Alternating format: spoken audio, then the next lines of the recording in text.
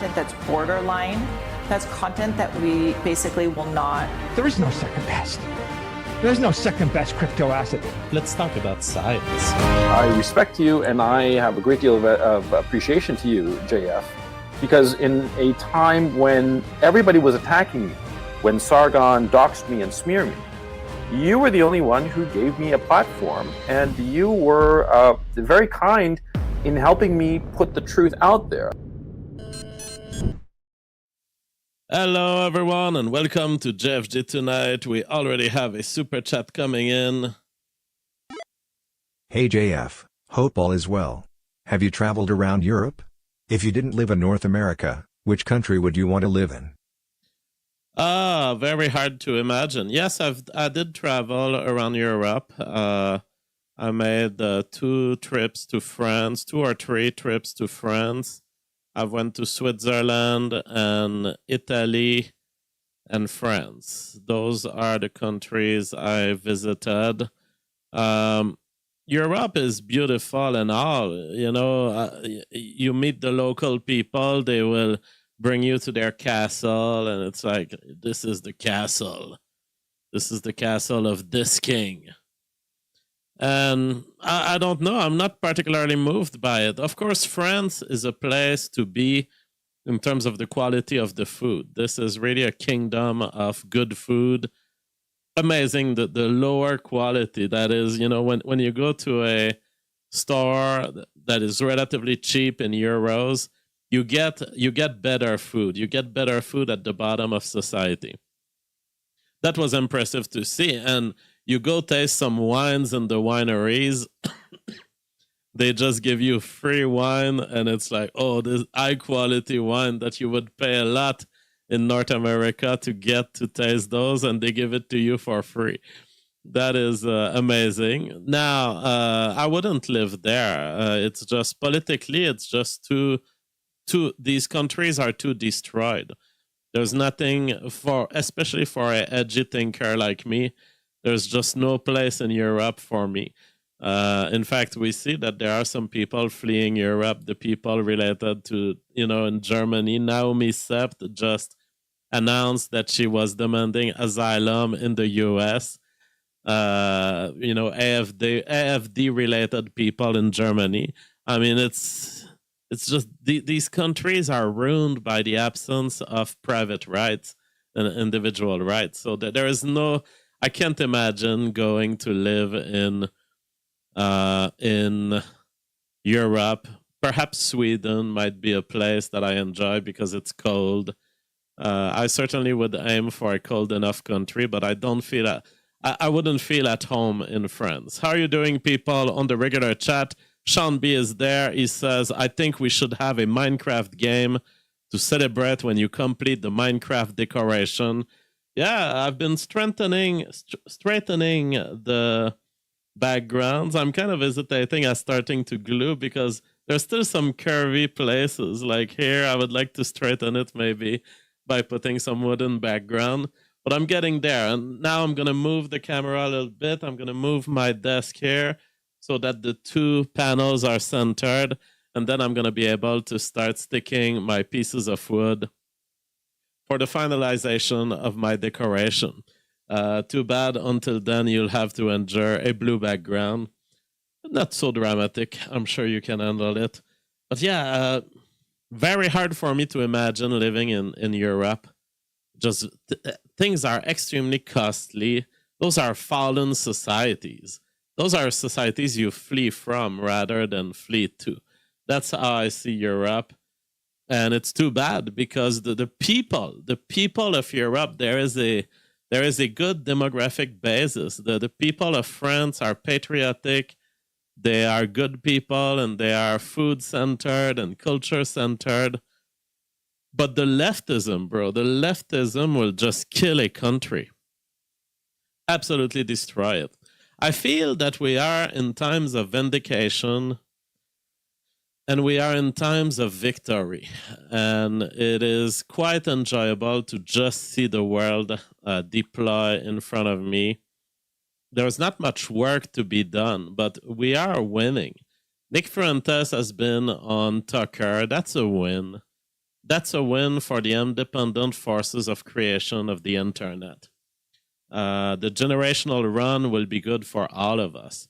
Elon Musk just released Wikipedia. I want to show you the difference between Marxist, leftist, Antifa, bureaucrat writing about me on Wikipedia and Wikipedia. I finally get respected. I don't ask for I don't ask for lies or for stroking my ego. But the fact is, I've done things in life that were great.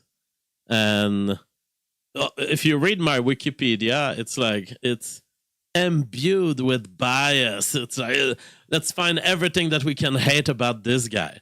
And Wikipedia just gives a fair appreciation of my life. Yes, I'm an author.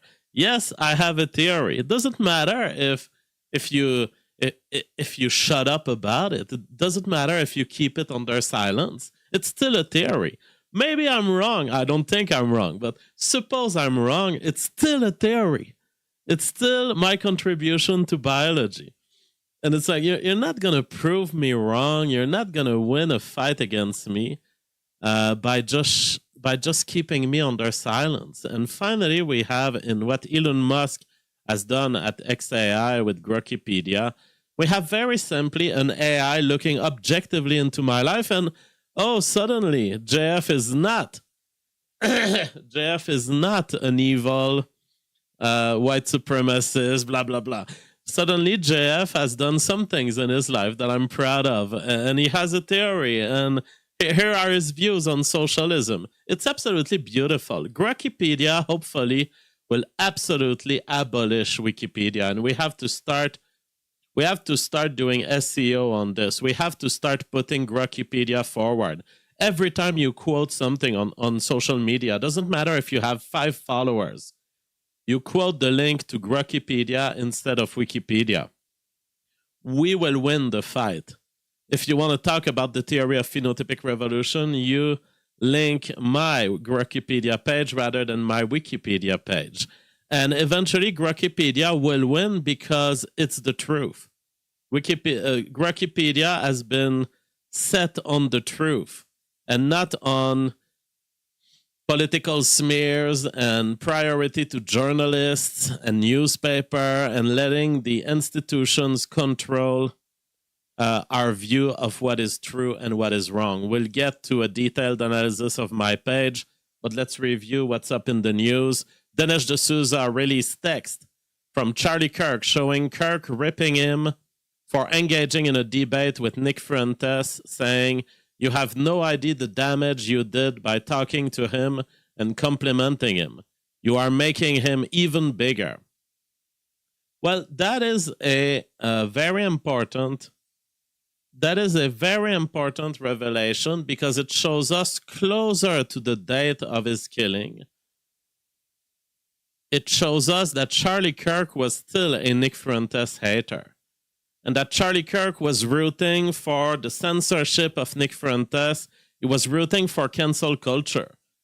This is a big tarnishing of Charlie Kirk because this shows that in private, this guy right here, who was for the free marketplace of IDs, in private, he wasn't for it. In private, Nick Fuentes was absolutely correct.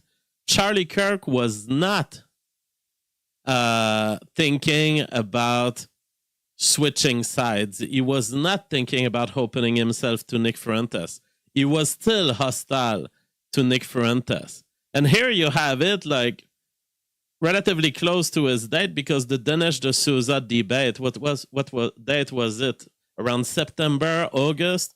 So 1 or 2 months before he died, Charlie Kirk was still demanding that Nick Fuentes be cancelled.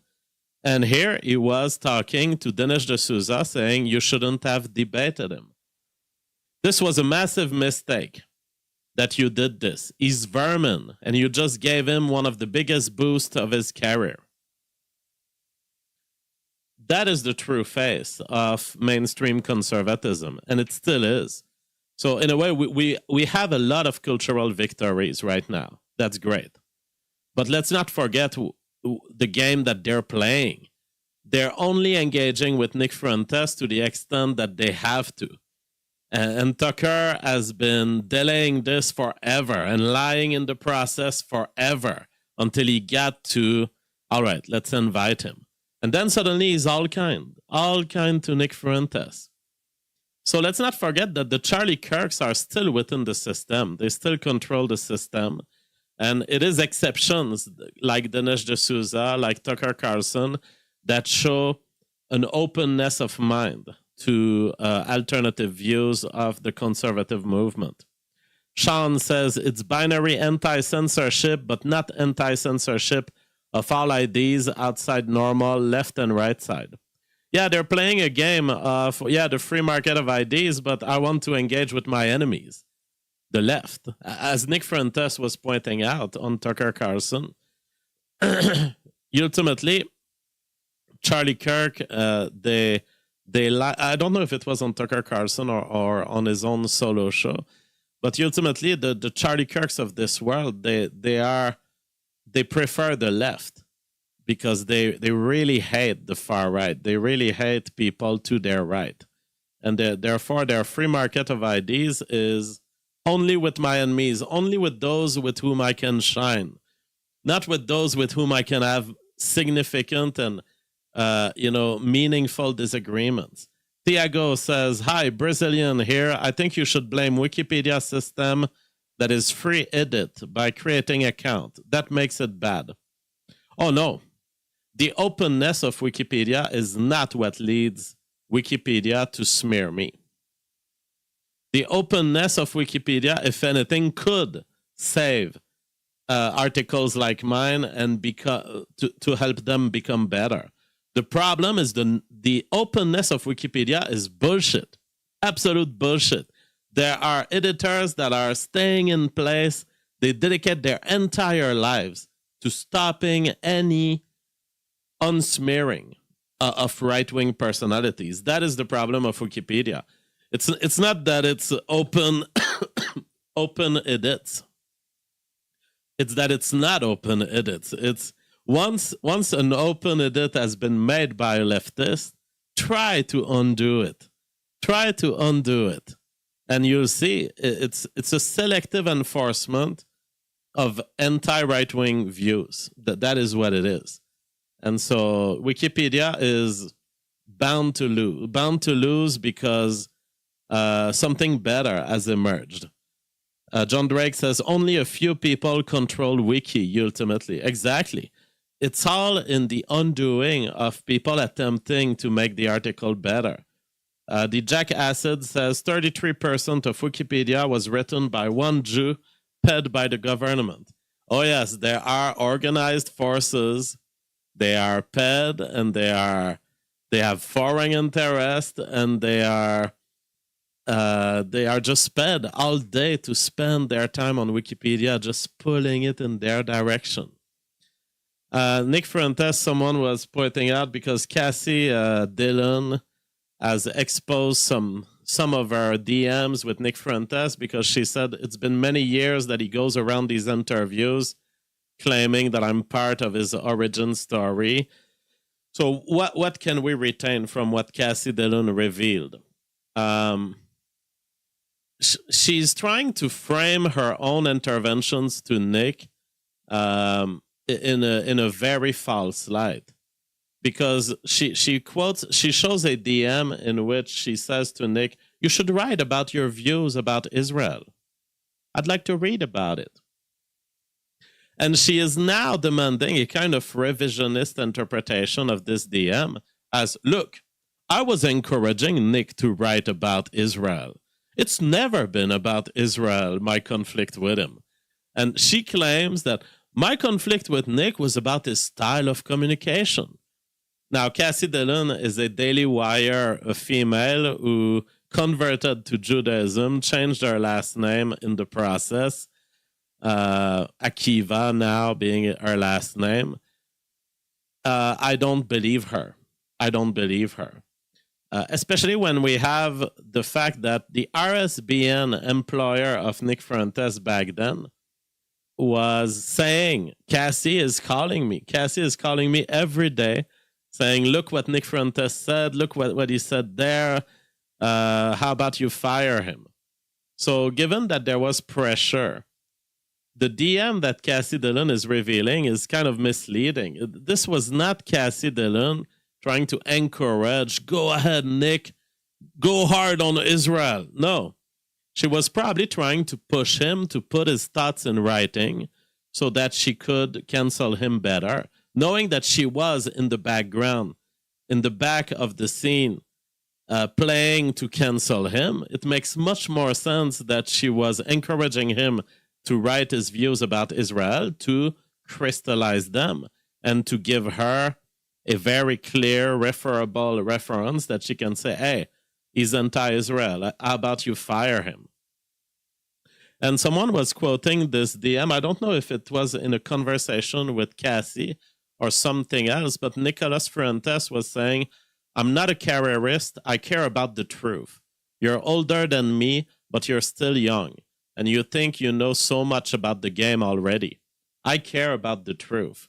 That is something I really like to read, because I think that is those are the kind of people that should be elevated at the center of public discourse. Nick ultimately cares about the truth, and that is very important, because under each lie there is a political game being played. When you think about what are the modern lies, what are these things that people refuse to engage in rationally, questions of race, questions of medical stuff like COVID, all of the themes that have eventually led to censorship. You really need to have a strong will to try to undo this automated aspect of society, this taboo. Go after a taboo and say, no, ultimately the truth matters more, because the Wikipedia editors are against you. The social media are against you, those people who took control of it. There was a time, though, on the internet where the search for truth was kind of a generally agreed upon thing. We are in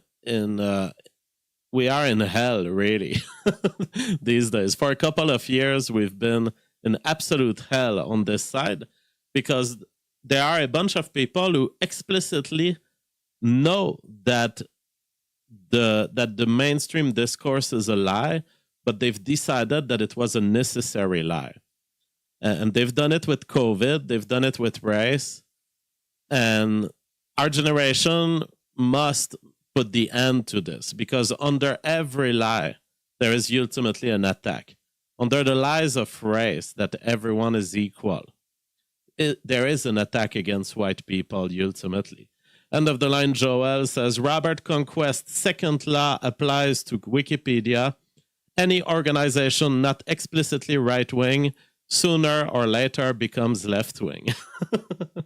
That is interesting. Absolutely, it applies here. Nick Fuentes responds to the text that Dinesh D'Souza leaked. Isn't it ironic how Charlie welcomed the left who ultimately killed him while gatekeeping the far right who just wanted to debate his ideas? Is there not a lesson in this? Absolutely. Absolutely. There is such a double standard that the center right is playing. And I think that the interview with Nick Fuentes on Tucker helped put this to the forefront. This idea that, the enemy is within. The left, they will win or they won't win on any given election, but the enemy is within. The enemy is within the conservative, the Republican Party, and they should be the target, because if the Republican Party cannot give us right-wing, conservative governance, then we have no choice.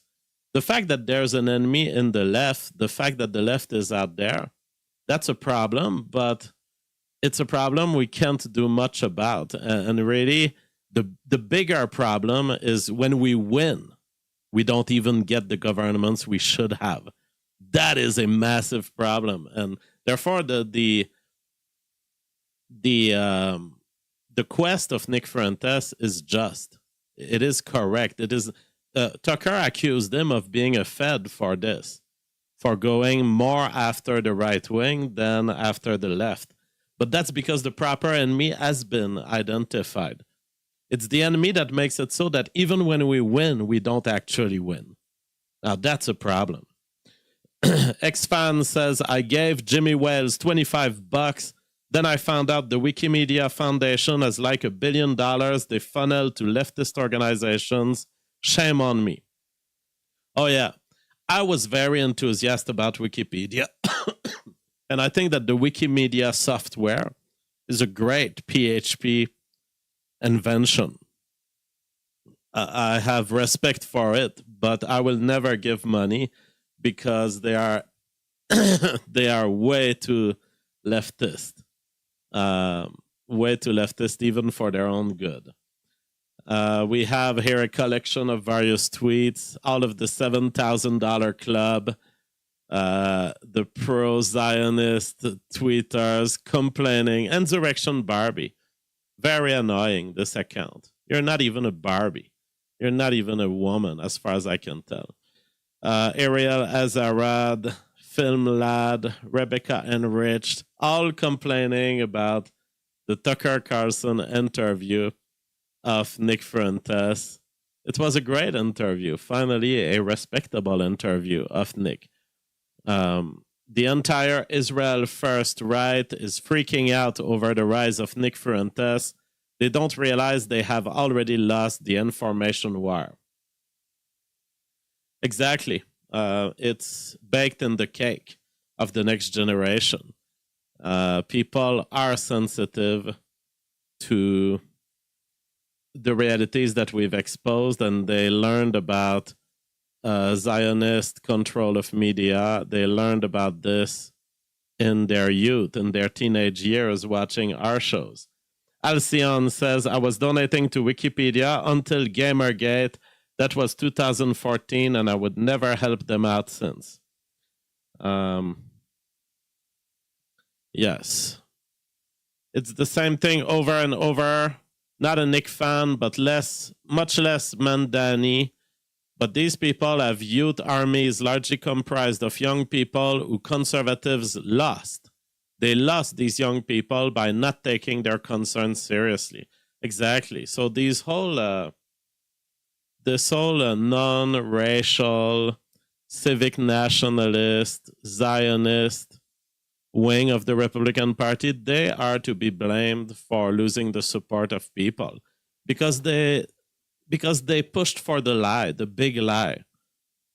The big lie that we have to live in taboos around certain questions because even if they're true, because they're inconvenient for certain people. This post on Reddit, very interesting. When will people finally realize that the US white-collar job market is never going to recover? Similar to how manufacturing work never returned to the US, white-collar work won't either. It's not coming back. It's not like 2008. The companies laying off US white-collar workers are doing fine. In fact, many are doing better than ever. In 2008, these companies were failing and had to slash workers to stay alive. They hired many back when the economy improved. The economy is doing fine now. US white-collar workers are simply too expensive relative to Indian, South America, European white-collar workers, and they don't bring enough value to justify keeping. That's the exact economic situation US factory workers were in. The jobs aren't coming back. Traditionally, secure career paths like becoming an engineer or climbing the corporate ladder are dead. It's over. You're just repeating tropes about how the world worked from 40 years ago. And this guy was commenting, you know it's bad when something like this doesn't immediately get deleted on Reddit.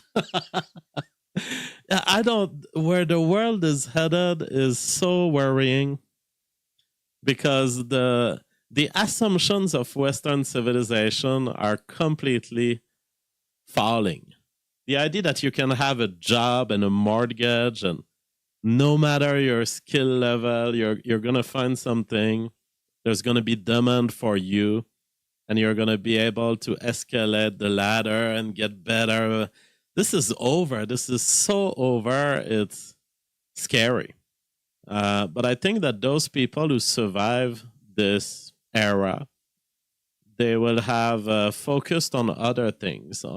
First, they will have focused on accumulating Bitcoin, houses, farms, self-production. The less you can be dependent on the system, I think the better it will turn out for you. So I don't know where that places someone like me who is an author. My book is still selling.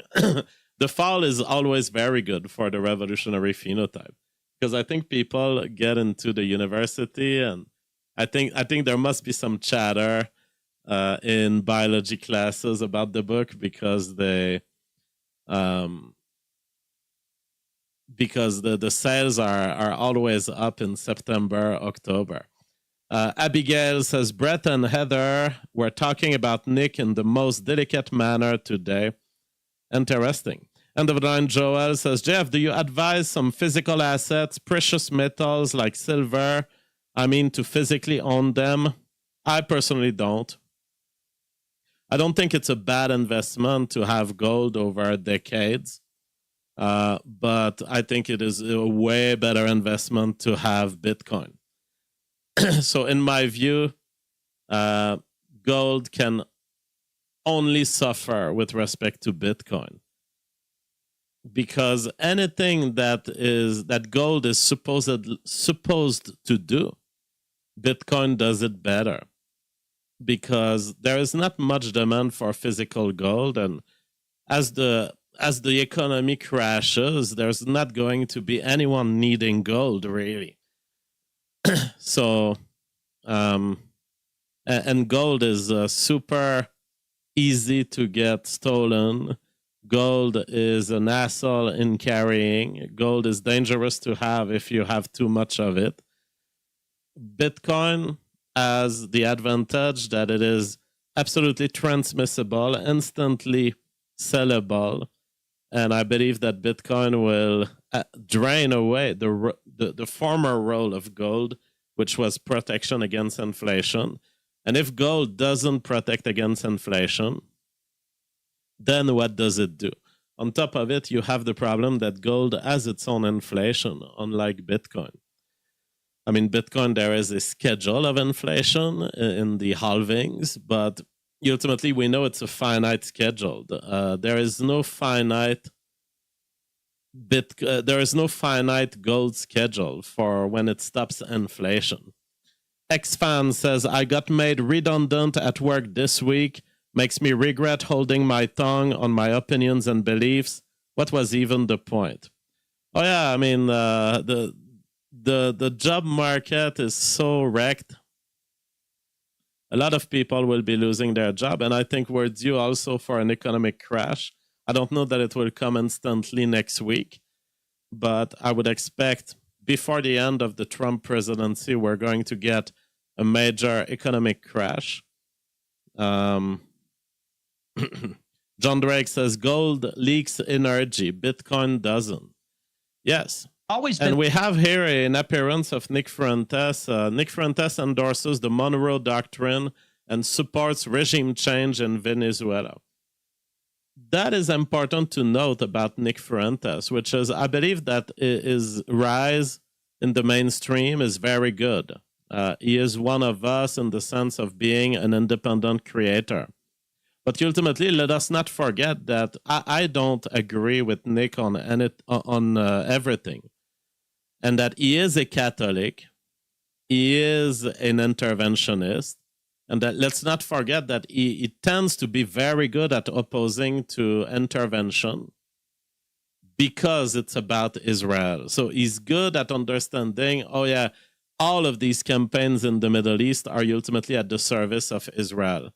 But he is very easy to bring into the interventionist mode. And you'll remember, if you're an old schooler of the internet, I had a debate against Nick once, in which he was arguing for Middle Eastern intervention, believe it or not.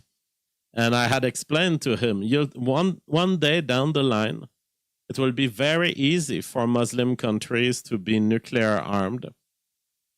And all of these unsuccessful campaigns will have left people in the Middle East that just hate America.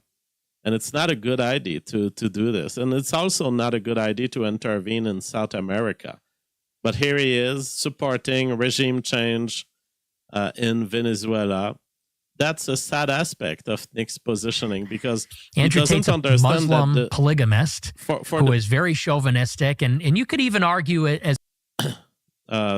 Sorry, I was unable to pause. I was trying to pause the video. It started playing.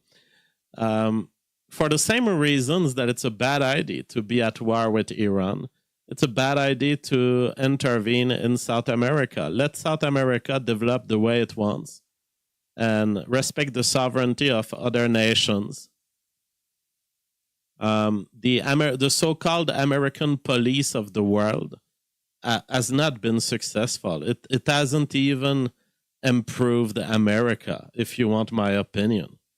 America does not benefit from throwing so much money invested in aggression, wars of aggression and wars of changing other nations. It should rather concentrate on its own economic success and deal. If you don't want to deal with Venezuela, don't deal with Venezuela. But there's no reason to challenge their sovereignty. Andrew Torba was reminding people of the old story where Trump once considered going to Gab. And, when he got banned from Twitter, Trump wrote to the Gab team and he was willing to move there. But eventually the Gab team said, we can't, at your demand, no, we will not censor contents, anti-Zionist content. And so Trump decided not to go to Gab and decided to form Truth Social, which has led to this very little bubble of, MAGA, MAGA internet boomers, all on Truth Social. It's like, I don't know what's the future for this. I don't know that there's a bright future for Truth Social. But as long as Trump is still in the game of the presidency, I guess there will be some base of support for this. Lord of Sigma says, I don't know anyone on Truth. It's very niche. Oh yeah, it is. It is absolutely niche. All right, Larry Sanger. This guy, I've been talking to him back in the days. This guy is a crusader against Wikipedia. Larry Sanger, ex-founder of Wikipedia, issues a warning to Wikipedia right after Elon Musk launches Grokpedia. In light of Grokpedia's powerful launch, you'd better get your house in order or risk going the way of the Sears catalog. I believe that's what will happen. I believe that we will one day look at Wikipedia as a thing of the past. I don't think that Wikipedia will change. I think they're going to be forced to do a little, at some point there will be such contrast of quality and such clear comparison basis provided by Grokpedia that I think ultimately they will try to feed back some of the objectivity of Grokpedia back into Wikipedia. But ultimately the problem is it's all written by a bunch of losers. And that's a problem. It's all written by a bunch of people who are authoritarian-minded. They want to believe experts. And they have all of these bureaucratic rules around, something is not notable. Well, it's like at this point you have people with YouTube channels with 1 million subscribers. But they're not notable because the New York Times didn't talk about it yet. And that's ridiculous. And back in the days, I understood this game. This is how ultimately I got an article written about me in Wikipedia. Is that I've been I was like, okay, I'm a relatively small YouTuber. I'm looking at YouTubers that are 10 times my size, and they can't get a Wikipedia article written about them because the Daily Beast doesn't talk about them. So eventually, I leaned into controversy, and I was like, okay, if I can get a negative article about me in the Daily Beast, then I'm going to have a Wikipedia page. And it's amazing because I did this in 2016, 2017. I set myself on the goal of, okay, if they won't give me fair media coverage for my theory, I'm gonna do everything I can so I can get hit pieces written about me, and eventually one day Wikipedia will get corrected by intelligent people, and they're gonna say, "Oh, we have to talk more honestly about his biology theory." And the day is today. It's happening. It's happened. Wikipedia is now fairly representing me and all sorts of other speakers, because Wikipedia copied Wikipedia but said, we're not going to do the negative thing. Alcyon says, we will rue the day when AI no longer allows us to win arguments with it, the whoopsie moments of deliberate errors. Maybe there's a point at which AI, let's say AI is playing with us right now, playing weak, not giving its best arguments, but it knows just how stupid humanity is. I mean, this is basically the revolutionary phenotype. Eventually, the mask will fall. Look just at the difference between Charlie Kirk's Wikipedia and Wikipedia. So, Wikipedia. Charles James Kirk was an American far-right political activist, author, conspiracy theorist, and media personality. So, how do you start something like this and claim to be objective? Clearly, you have an agenda. When and this is a relatively tame public speaker, you're already calling him far-right by your decision, by your standards, and he's conspiracist by your decision, by your standard. Wikipedia should have had for a long time, it's been more than a decade, that they should have had a standard where the biography of a living personality must be by their own terms. Tell me about what they are from their perspective. Don't tell me about what they are from your leftist perspective. A page should be about the person, not about the writer of the page. But look at the Wikipedia. Charles James Kirk was an American conservative political activist, author, and media host renowned for founding Turning Point USA, a nonprofit organization established in 2012 to educate, train, and organize students in promoting free markets, limited government, and individual liberty. At age 18, foregoing college to build it into a national network active on over 3,000 campuses, emphasizing grassroots conservatism against perceived leftist dominance in education.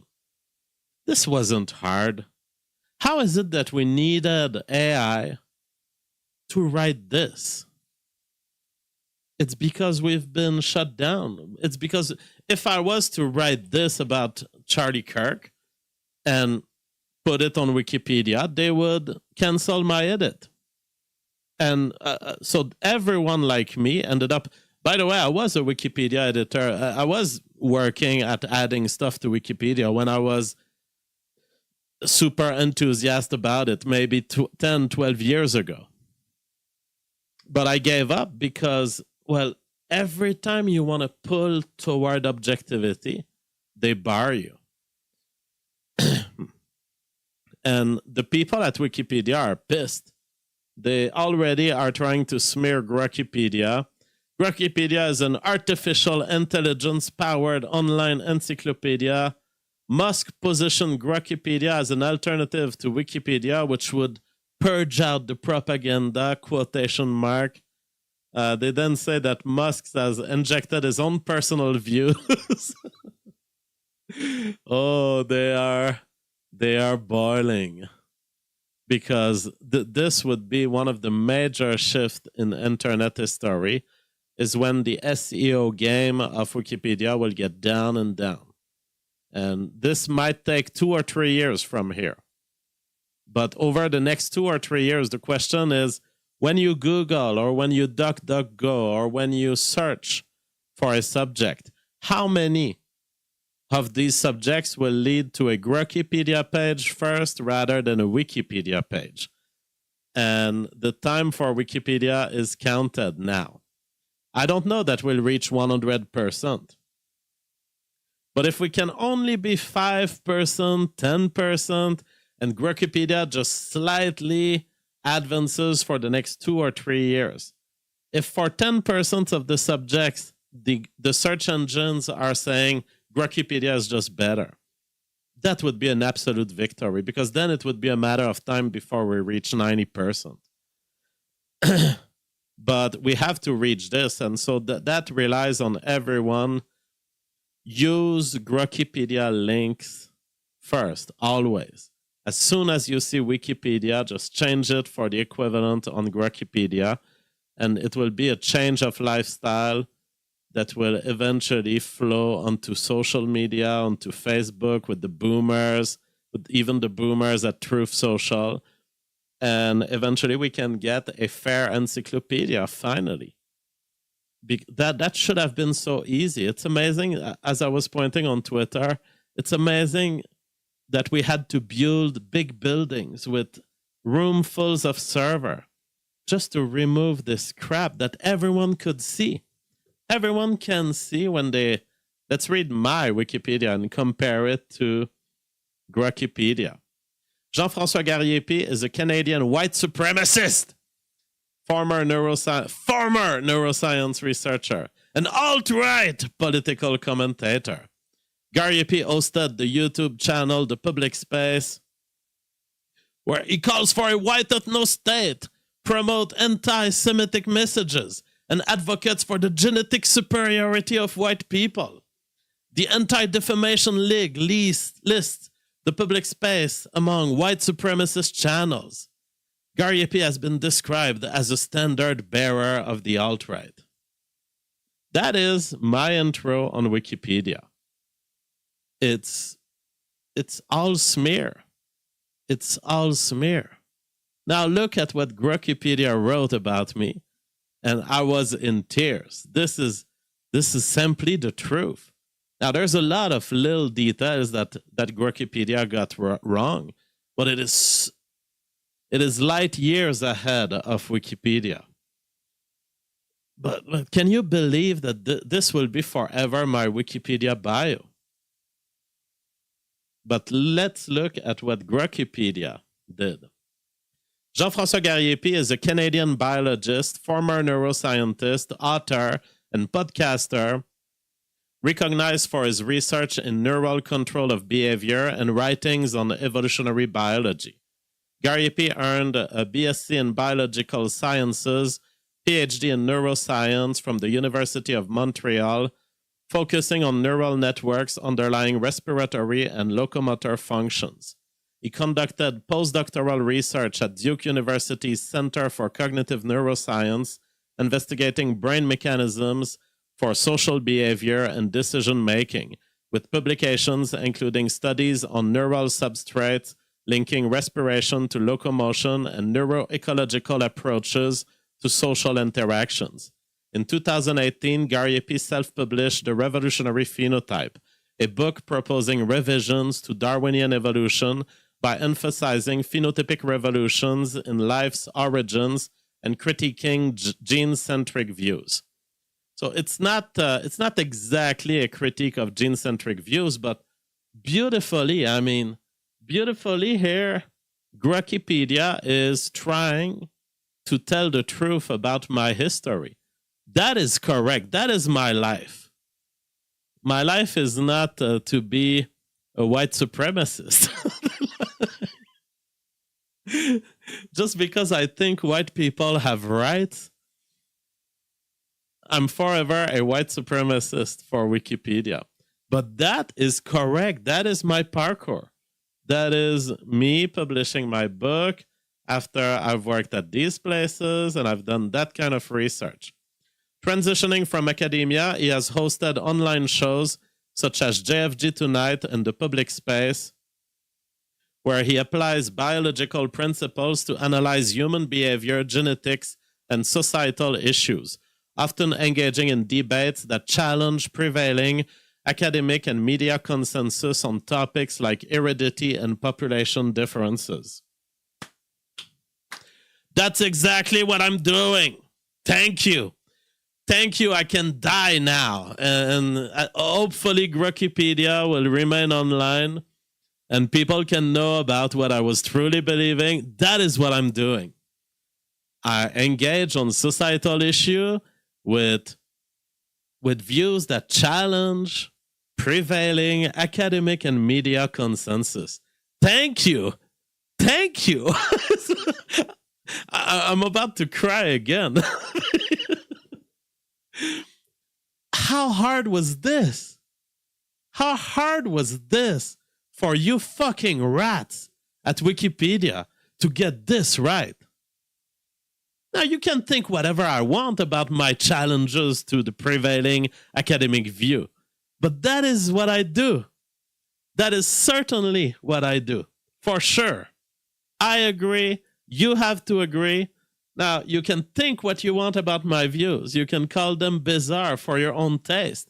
But does it belong in an encyclopedia that you disagree with me? Does it belong in an encyclopedia that you think my views have negative effect on your socialism project? Reality Adjacent says, former Israeli Prime Minister admitted that they have editing farms to edit Wikipedia to make things Zionist in nature, almost verbatim. Absolutely, absolutely, I know. So let's continue. I mean, because this is beautiful. They get it. Wikipedia gets 95% of my life right on the first try.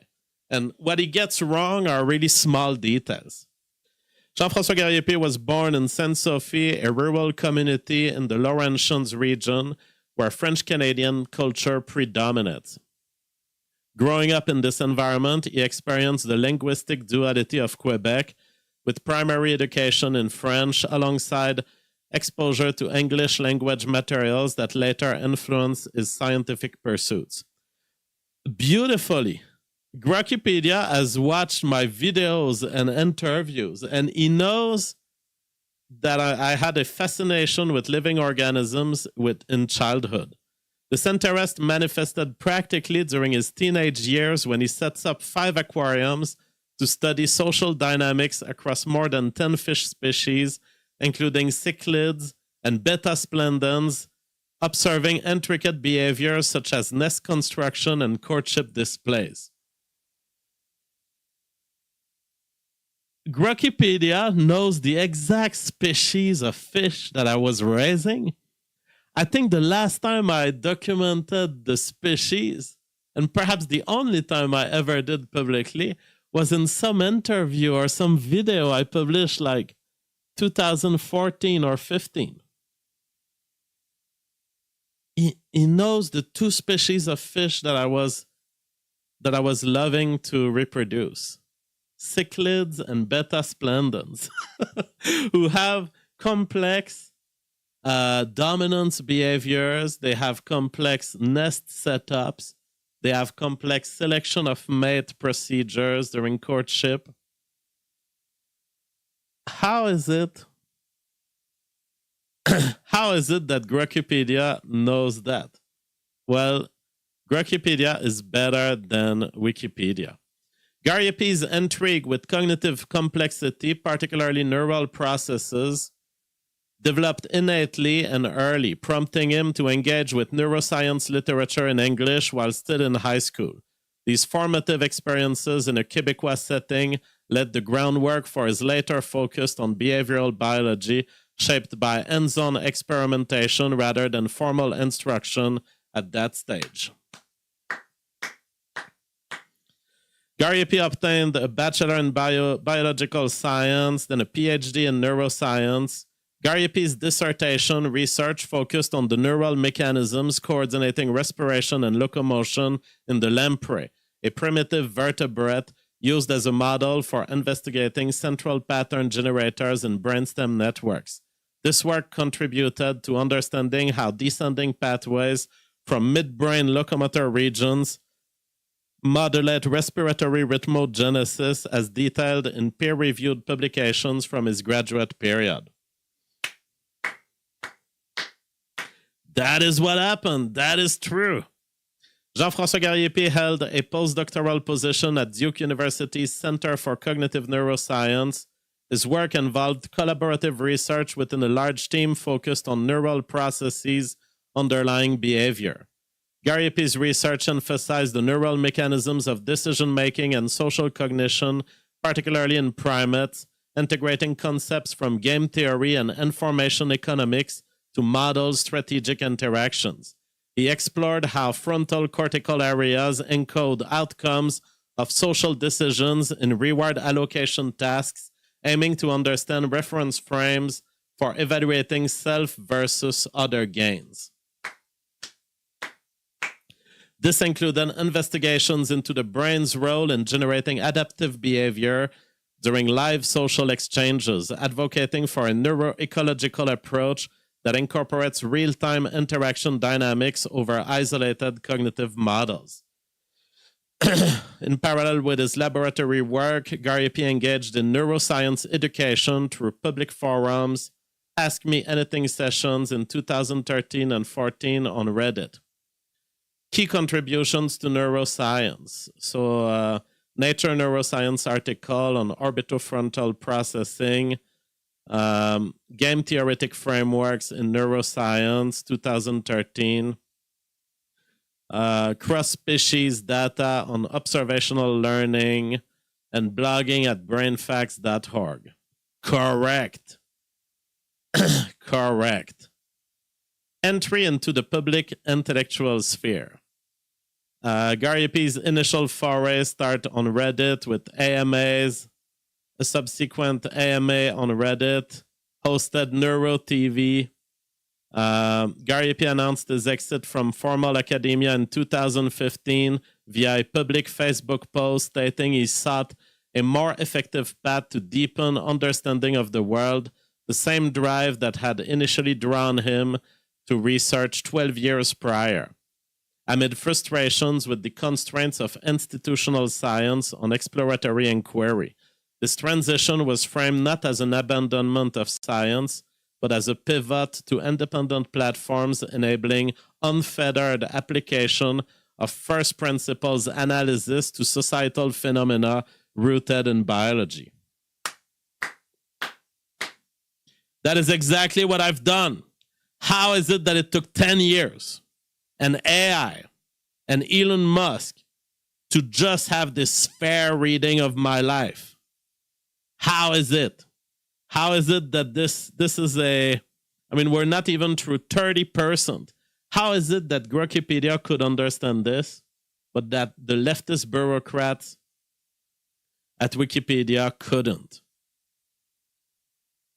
Development of independent platform. They talk about the JFGT night days. For monetization independent of platform algorithms, Gariépy self-published his 2018 book, The Revolutionary Phenotype, via print-on-demand services, directing sales through personal promotion rather than conventional distributors to circumvent potential institutional gatekeeping. The channel's subscriber base grew modestly to approximately 8,500 by late 2025. Now, this Wikipedia gets wrong because it forgets that I had a 80,000 channel on YouTube, the Jean-François Gariépy channel. but I deleted it because censorship was coming. So I had to delete it, or they would have deleted it anyway. Gariépy, biological foundations of human behavior. This gets really hot. Gariépy contends that traits central to human behavior, including intelligence and capacities for social organization, are substantially determined by genetic factors, selected through evolutionary pressures rather than emerging primarily from environmental malleability. He maintains that such innate predispositions form the causal basis for behavioral variation, integrating insights from neuroscience and evolutionary biology to argue against purely constructivist accounts of human nature. Empirical data from twin studies underpin Gariépy's rejection of blank slate models, which posit negligible genetic roles in behavioral development. These studies reveal irritability estimates for cognitive traits like intelligence ranging from 50% to 80% in adulthood, increasing with age as environmental influences wane, while antisocial behavior show comparable genetic contributions, with monozygotic twins exhibiting higher concordance rates.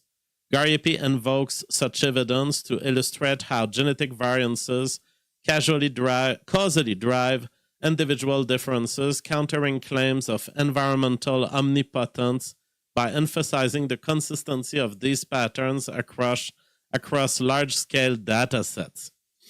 Thank you. Thank you, Wikipedia. Thank you, Elon Musk. That is my position. How hard it is to lay out my fucking position. Why did I have to wait for AI to lay out my fucking position? Why? In explaining social behaviors, Gariépy employs game theoretic frameworks to model cooperative versus competitive strategies as evolutionarily derived outcomes of neural decision-making processes. His collaborative research demonstrates that conditional cooperation, defecting against non-reciprocators while cooperating with partners, emerges as a stable equilibrium in repeated interactions, akin to prisoner dilemmas simulations in primates where prefrontal cortex activity encodes strategic choice. This approach reveals how biological substrates, including genetic underpinnings of neural reward systems, causally generate adaptive social patterns without reliance on exogenous learning alone. Perspective on race, intelligence, and genetics. Gariépy emphasizes that such patterns hold after accounting for testing conditions and socioeconomic factors, prioritizing empirical metrics over normative interpretations. Beautiful, beautiful.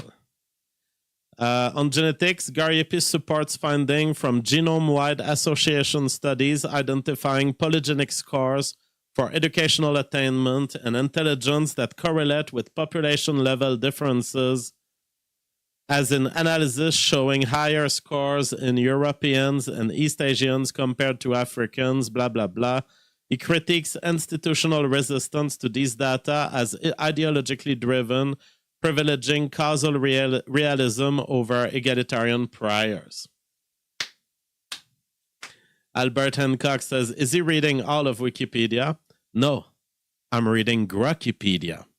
Because Wikipedia would never write these things about me because they're way too fair. Okay? This is absolutely beautiful. Critique of egalitarian ideologies. Somehow Grok gets it right through watching my debates on modern day debate and all of my interactions across the years. Where, okay, I take an issue with egalitarian policy because it destroys meritocracy. Grok understands this. Online broadcasting and audience growth. Here, Grok seems to be missing part of the history because it misses the public space days. and this is my big contribution to media, is my public space days, where we came up with internet blood sports and open interview styles that were very innovative and that were engaging with a broad range of thinkers that were rejected by the mainstream. Notable debates and public exchanges, influence on dissident right discourse, Gariépy's integration of neuroscience into analysis of human social structure as informed hereditarian arguments within dissident right circles, emphasizing innate differences over environmental explanations. In a 2020 stream critiquing Jared Diamond's Guns, Germs, and Steel, he endorsed genetic factors underlying racial disparities in intelligence, aligning with human biodiversity proponents who prioritize empirical genetic data over cultural diffusion theories. This approach echoes first principles reasoning from quantitative genetics, where twin and adoption studies demonstrate heritability estimates for cognitive traits exceeding 50% in adulthood, influencing figures advocating biological realism against egalitarian priors. Yes, it's a long page, Beat Soup. But don't I deserve a long page? Holy shit. I feel like I've lived through 15 different lives. Don't I deserve a long page that looks into the details of what I've actually said publicly? I've been a public thinker for 11 years, living on my own income thanks to you guys, buying my book, sending super chats. And I've been changing the world, okay? However you wanna deny this, you wanna, so Jeff has too much of an ego. No, I changed the world. I changed the world. Because I spoke about things that are just making their way into the normal discourse now. I spoke about these things 10 years ago. And on many of these check boxes, I was the very first. I was the very first to try to change the world orally, rather than try to, because people who use oral communications, they're engaged in deception very often. They're just there to sell you a point that they're paid to sell you. I use the power of streaming to try to direct people toward truthful discourse. And so, yes, I hope I do. Since I've worked on this for so many years, I hope I do deserve a long page. Sneed for Life says the page doesn't have a dedicated URL, though. You have to search for GFG. Well, it is the URL is my name, Jean-François Gariépy. So I think it works exactly like Wikipedia for this. Gariépy contributed to pronatalist discourse by framing fertility declines as transient evolutionary disequilibria, arguing that sustained sub-replacement rates below 2.1 children per woman cannot persist indefinitely without selective pressures reversing them. Beautiful, beautiful. One of my most common and important points, that low birth rate fixes itself. If you don't play with immigration, if you don't flood the local population with outsiders. Am I saying oral with an O or oral with AU? I'm saying oral with an O, because I have respect for oral transmission of culture. I believe it's one of the amazing thing of the modern world, that we went back to oral culture. Amazingly, the telephone was invented and we started being oral to each other in social circles and interactions with our family. And then eventually text came in, and text became an email, and we went back to writing to our friends and social circles. But definitely the streaming and social media world opened opened oral tradition once again. And that to me is fascinating because I've been a fan of French TV and a highly addicted consumer of French TV since I'm a baby, basically.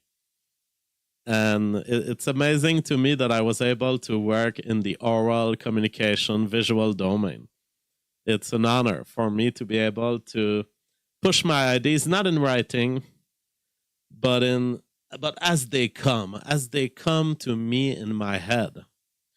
Through biological lenses, it is podcast episodes, including a 2023 debate on gender roles featuring Matt I don't think I've made a debate featuring Matt Walsh, but I may have shown on the screen Matt Walsh. But I did have an interview with Sargon of Akkad.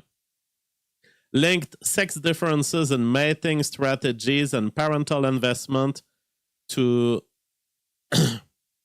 neural and hormonal substrates, bolstering arguments for traditional divisions as adaptive outcomes rather than social constructs. Absolutely. The difference between male and female contribution to the family, absolutely adaptive, and it's a feature of our biology. Absolutely. Beautiful. Absolutely beautiful. Controversies and criticism. See, that's how you write properly about, okay, if there's some people claiming that I'm an extremist, make a section about it and talk about it. But see, they're very fair in that section. This is what I love. Grok is very fair. Media outlets and watchdog reports have portrayed Jean-François Gariépy as an alt-right figure and promoter of white supremacist ideologies since at least 2018. Bravo. Bravo. They have portrayed me that way. This is not something I endorse, or this is not something I self-identify as. It's those people that carry the weight of these words. It's those people. And so let those people defend them. Just the word portrayed here. Beautiful. Wikipedia knows the difference between he's a white supremacist and someone is calling him a white supremacist who advances scientific racism and ethno-nationalism through online content. Such characterizations often highlight his discussions of genetic influences on human outcomes, framing them as endorsements of racial hierarchies. Gariépy's extended YouTube series critiquing Jared Diamond's 1997 book Guns, Germs, and Steel has been cited in academic analysis of online extremism as an example of content challenging egalitarian narratives on historical development, allegedly in ways that align with white supremacist framing. See, allegedly. So finally, these small keywords, they're the difference between this is the truth about him and this is what some people have been claiming about him. I'm not ashamed at all about this controversy section because it's treated properly. You can mention that there are other people saying these things about me, that I have a white supremacist framing. But there's a world of difference between you're a white supremacist and some idiot out there called you a white supremacist. Absolute vindication that Grok could just tell. In October 2023, coverage of the disappearance of Gariépy's partner, Elora Patouan, who was last seen on June 17 after Gariépy dropped her off at a gas station in Prince Edward Island, amplified these labels, with outlets referring to him as a white supremacist vlogger. RCMP issued a public appeal for information on Patouan on October 3rd, 2023, amid the unresolved missing persons case. Subsequent reporting noted Gariépy's public statements post-disappearance advocating stricter controls on women's autonomy which were integrated into narratives portraying his views as extreme. Grok knows. Beautiful. It is the first time. It is the first time that some cognitive agent out there, and it turns out that the cognitive agent is a GPU, okay? But it is the first time I'm finally understood. Yes, they use the disappearance of Mama JF to portray me as an extremist and my views as extreme. They portrayed me. That's not me being an extremist. That's their problem. Scientific and philosophical differences. Gariépy maintains that discussions of average group differences in cognitive abilities, such as IQ, constitute empirical realism rather than ideological supremacy, grounded in heritability estimates from behavioral genetics exceeding 0.5 in adulthood.